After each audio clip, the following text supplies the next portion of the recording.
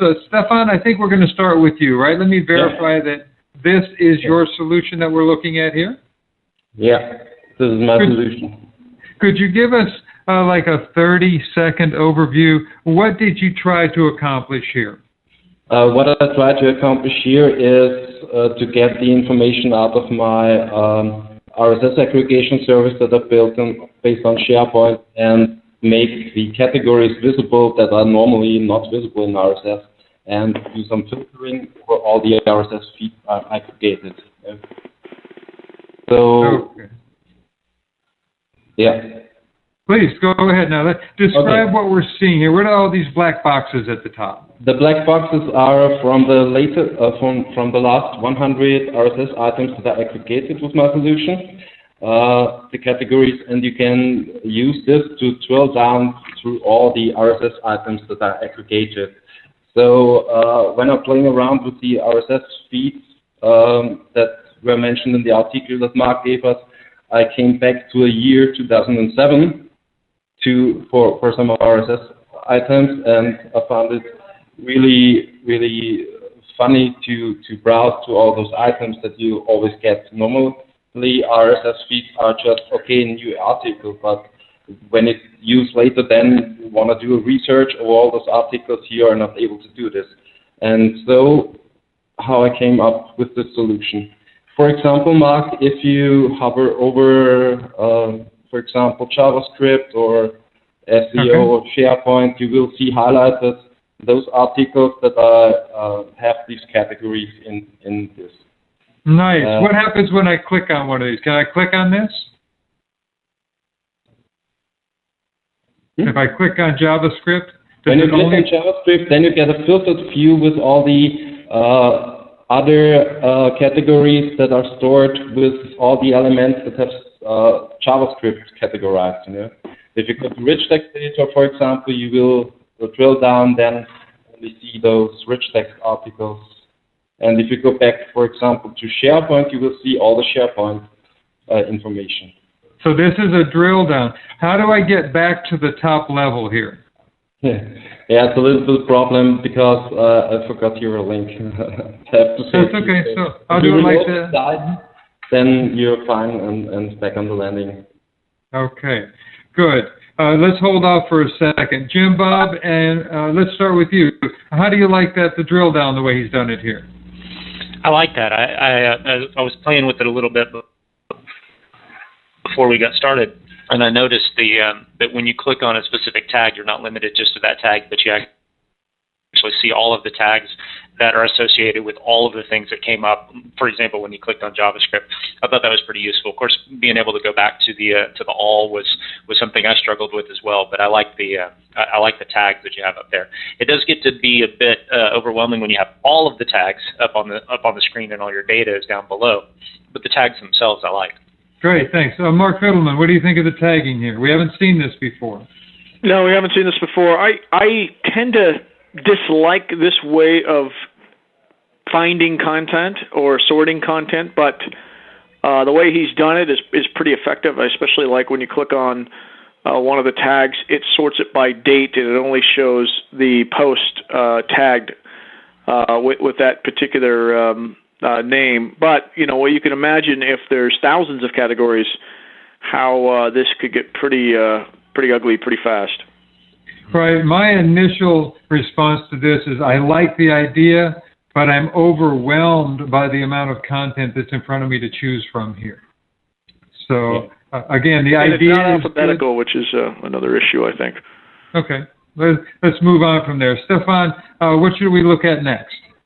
Yeah, in the backend system, if you go there for site actions, view all site content, and how I do an aggregation of all these RSS feeds. Okay. So first time, please go to RSS configuration. What you see here is basically a linked list where all the RSS items are stored inside. And if you want to add some new content, you can also do it via normal ribbon, a new item, or you can upload an OPML file. Cool. Okay, good. Nice. Jim Bob, comments on this? No, looks pretty straightforward. Yeah, I think this is the way, Mark, too, if you want to comment, but I think this is the way most people did it. They took those and put them into a list. I think it's pretty clear that way. Good. Stefan, where do you want to go next with this? Yeah, what I do then with when a new item is added, for example, I store the information that I get from the XML file, from the RSS feed in a separate library, which is here as RSS feed. And if you go here, then you see here all the unique items, which is basically my RSS cache. And for example, if you click on the first item, Mark, in this list. Okay, it's trying to download it. It won't download it, but it's basically the RSS elements that I get from the website that are in the configuration. Okay, that's good. To make sure that all the RSS elements are updated and up to date, I created a timer job in SharePoint that touches the whole RSS configuration and updates the files in there. And if you go back to RSS configuration and then to OPML RSS, you can try to upload. So judges, as you can see, he's added a new ribbon item here called OPML RSS, and so we can actually upload a new OPML file. Do you want to do that, Stefan? Do you want to see that? Yeah, please. Okay, so I click on that. Yeah, and upload. I'm not sure if people, can you see my screen now? Is it actually showing that? See it? Yes. Okay, good. So, and then I had on desktop, I had delete me, and I had games, and I'm looking for the file here. There it is right there. Yeah. And so I'm going to upload it. And what I do when the first upload happens is I grab the RSS feed for the initial state. So then it should come up with a statistic here. Okay, just waiting this out. Hasn't come in yet. Strange. Let's see. Let's give it one more time just to see, because I'd like to see that if you can. Tell me about these other buttons. What's View Atom, View RSS, and View JSON? If you click on View Atom, for example, you will see my aggregation that I did over all those XML files stored in the library. And it's really quick because I just tested it during the development, and I'm trying to get this to work for you. Hold on just a second, because I want to see this work. So now I'm going to view Atom. What should happen when I click View Atom? So if you view Atom, you will see the Atom feeds that I'm syndicate. You know, I have certain supported formats that I use, that my syndication support. For example, if you want all this configuration, all those RSS feeds in the configuration as an atom, you will get an atom. If you want to have it for classical RSS 2.0, you can get this. And for the front end, I use the JSON syndication in here.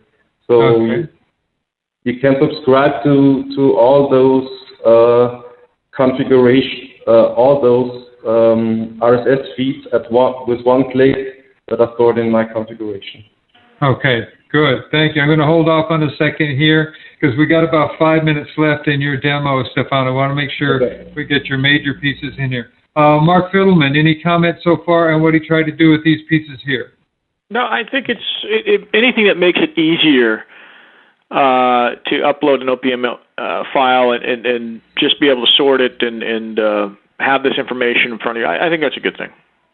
Okay, good. Jim Bob, anything specific for you on this?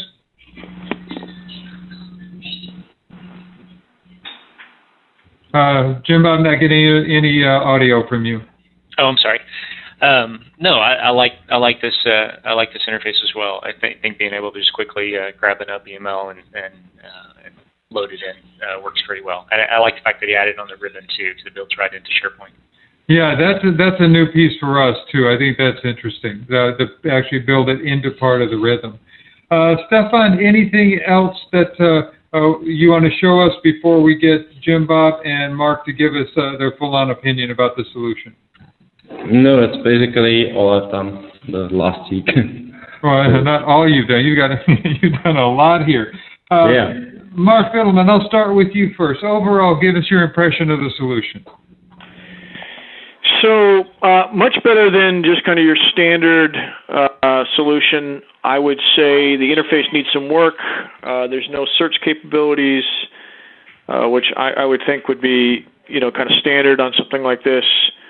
There's also not really a way to tell what article I should be reading. And by that I mean, what are the articles that my friends are reading, or what are the articles that are more popular? Maybe there's a way of calculating that. And there's no social sharing that I could see. Nothing about if I like an article, can I share it with somebody? Well, without actually having to physically go to that article myself. I didn't see favorites.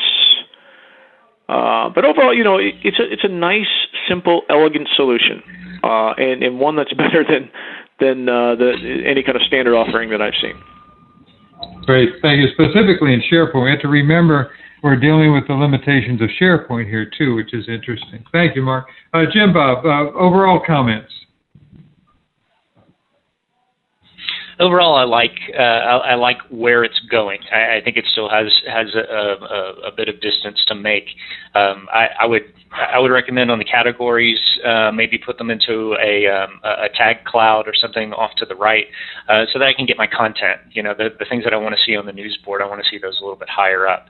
I'd like to see also too in the feeds, as I'm looking at the news board and seeing the different items that are listed there. I'd like some information on where those are coming from. What blog is this on? Who wrote this thing? And get that type of information too. Of course, all the things that Mark said too, as far as the social sharing and search and all of those things are certainly things that need to be added in as well. But of course, being a jQuery fan, I like being able to roll over the tags and have the specific articles highlighted. There is the struggle though with the spelling. I mean, you can even see just with JavaScript, it's written two different ways, one with a capital S and one with the lowercase s, and so you end up with two separate tags. So I've got to search for both of those if I really want to get it right. So a few things that with a little more tweaking, I think it's going in the right direction. I really love the ribbon aspect of doing the upload and checking through the Atom feeds and the RSS feeds. I think that was a great feature to add in.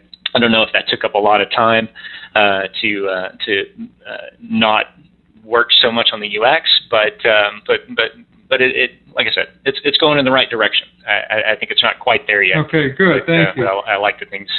I like the way it is going. Good, thanks. A couple comments from me. One is it's the first time that we've seen any kind of relationship between the data that's acting as the filter and actually dynamically displaying where that data is affected in the main display area. I think that's a promising thing that we're looking at here. I do like the idea of dynamically bringing in the tags the way he has, but as everybody says, I think there's probably a better way to do this as a tag cloud or something so that we can actually manage this. There is the possibility, if you're running a feed on this for like 200 or 300 blogs, that you could literally have 1,000 tags here and it would overwhelm not just the page, but any kind of functionality at all. The interesting thing here too is the way that the content is laid out here, so that you've actually got it by date so that you can see what's going on. We did click on one of the articles. It does go directly to the article, which is nice. What we're trying to do is give attribution to the people that are actually providing the content. So, Stefan, that's your presentation there. Very much appreciate the amount of work that you put in, and we'll see how it goes, okay? Thank you. Thanks. Sure.